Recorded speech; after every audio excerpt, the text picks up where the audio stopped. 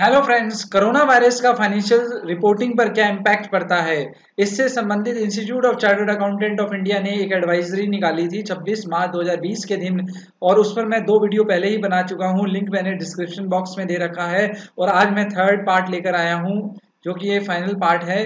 और इसमें मैं डिस्कस करूंगा इंपॉर्टेंट इंडेक्स है, इंडेक्स 1 जो बात करता है प्रेजेंटेशन ऑफ फाइनेंशियल स्टेटमेंट। अब क्योंकि कोविड-19 की वजह से इकोनॉमी बहुत डाउन है, तो चांसेस ये हैं कि लोग अपने लोन के कोवेनेंट्स मतलब एग्रीमेंट्स के टर्म्स एंड कंडीशन को फॉलो नहीं कर पाएंगे, ब्रीच करेंगे, जिसकी वजह से जो पेमेंट जो लाइबिलिटी बाद में पे करनी थी वो भी अभी देखनी पड़ सकती है, वो अभी ड्यू हो जाएगी। और अगर कोई लाइबिलिटी अभी इमीडिएटली ड्यू है, वो हम उसे क्लासीफाई करते हैं करंट लाइबिलिटी में। और नॉन करंट मतलब जो मोर देन 12 मंथ, तो करंट में with in 12 month and non current के अंदर आफ्टर 12 मंथ। हमारा इंडियस 1 का 74 पैरा ये कहता है कि अगर कोई भी लाइबिलिटी क्लासीफाई नहीं की जाएगी करंट में, अगर रिपोर्टिंग डेट के बाद, लेकिन before approval of financial statement, अगर लेंडर एग्री हो जाता है कि जो ब्रीच हुआ है टर्म्स एंड कंडीशंस का, उसकी वजह से वो अभी डिमांड नहीं कर रहा है मनी के लिए, तो हम उसे करंट में क्लासीफाई नहीं करेंगे। उसे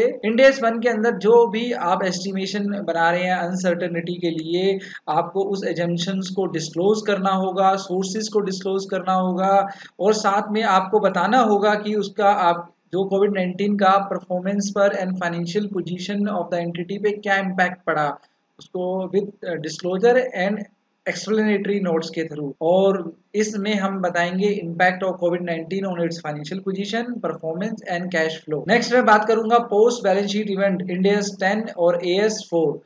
दो तरह की इवेंट्स होती हैं, एक एडजस्टिंग इवेंट, एक नॉन एडजस्टिंग इवेंट।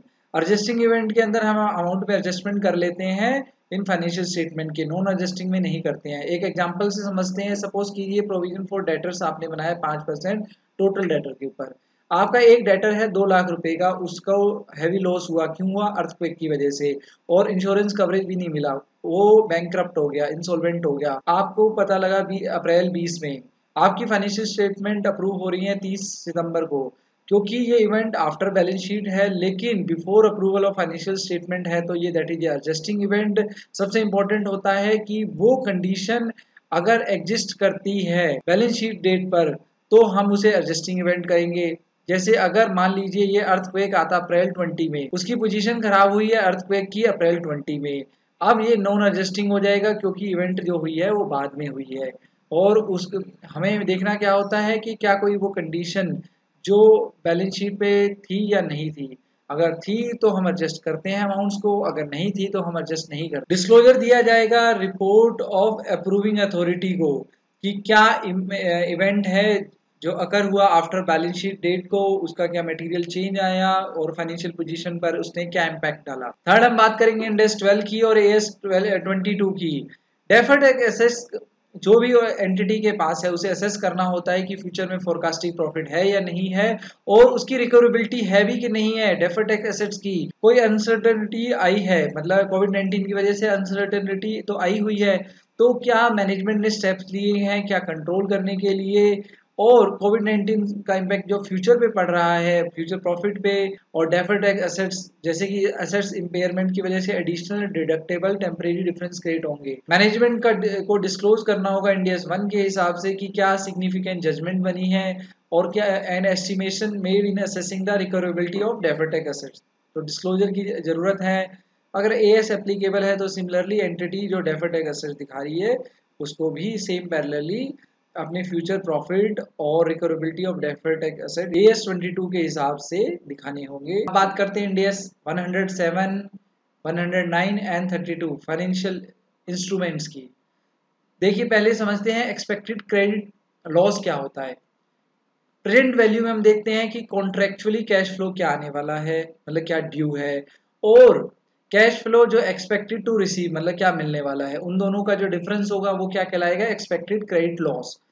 इंडेस 109 की रिक्वायरमेंट कहती है कि आपको मेजरमेंट करना होगा ईसीएल को, और कंसीडर करना होगा करंट पोजीशन को as well as forecasted macro economic conditions को in different scenarios. Economic condition का कॉन्ट्रैक्शन ग्लोबल लेवल पर कोविड-19 ने क्या किया है, इम्पैक्ट कर दिया है क्वांटिफिकेशन ऑफ ईसीएल पर। एंटिटीज को ये देखना होगा कि प्रूडेंशियल रेगुलेटरी एक्शंस का क्या इम्पैक्ट पड़ा है लोन की रीपेमेंट हॉलीडेज पे, रिडक्शन इंटरेस्ट रेट पे, उस चीज को ध्यान में रखना है।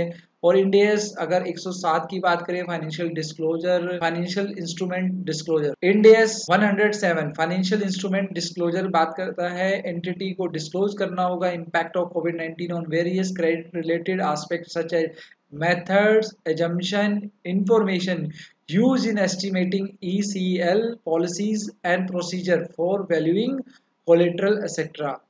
तो एंट्रीज को तो कोविड-19 का इम्पैक्ट का डिस्क्लोजर है और साथ में एंटिटी अगर इस चीज को असेस नहीं कर पा रही है कि कोविड-19 का क्या इम्पैक्ट पड़ा है estimating the impairment loss due to the inadequacy of information, तो same need to be disclose. Next हम बात करते हैं कंसोलिडेटेड फाइनेंशियल स्टेटमेंट की, जिस पर इंड AS 110 लगता है। अगर AS की बात करें तो AS 21 लगता है। फाइनेंशियल स्टेटमेंट प्रिपेयर की जाती है पेरेंट्स की एंड सब्सिडरी की कंसोलिडेशन के पर्पज से drawn up to the same date, मतलब सेम डेट तक की फाइनेंशियल स्टेटमेंट, मतलब पेरेंट्स की भी सेम डेट की होगी और सब्सिडरी जो है उसकी भी सेम डेट की डेट्स की ही कंसोलिडेशन में यूज की जाएगी। लेकिन कोई भी डिफरेंस अगर डिफरेंस है तो कितना मैक्सिमम जा सकता है, 3 महीने तक जा सकता है, नॉट मोर देन 3 मंथ्स। मतलब पेरेंट्स और सब्सिडरी की जो कंसोलिडेशन हो रहा है फाइनेंशियल स्टेटमेंट्स का, उनके बीच में अगर कोई गैप है तो 3 मंथ्स तक अलाउ है इंड AS 110 के अंदर। लेकिन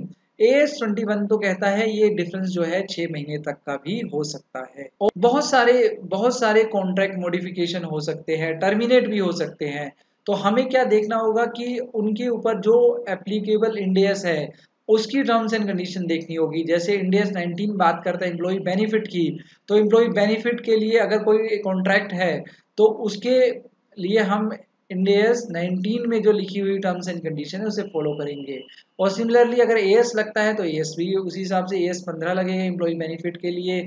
और सेम वे इंड AS 102, 109, 104, 115 और यूज किए जाएंगे, उनके जो रेलेवेंट इंड AS हैं उसको फॉलो किया जाएगा, वो एप्लीकेबल होंगे। Interim financial report, interim financial reporting पर लगता है इंड AS 32 और AS 25 जो एप्लीकेबल है लिमिटेड सेट ऑफ एंटिटीज पर। लास्ट एनुअल रिपोर्टिंग पीरियड के बाद इंटरिम फाइनेंशियल रिपोर्टिंग के अंदर एक्सप्लेनेशन दिए जाते हैं इवेंट्स का और ट्रांजेक्शन का। कौन सी इवेंट्स का जो सिग्निफिकेंट है और जिसकी जरूरत है फाइनेंशियल पोजीशन को समझने के लिए और उसकी परफॉर्मेंस को, एंटिटी की परफॉर्मेंस को समझने के लिए, उसको इंटरिम फाइनेंशियल रिपोर्टिंग के अंदर मेंशन किया जाता है।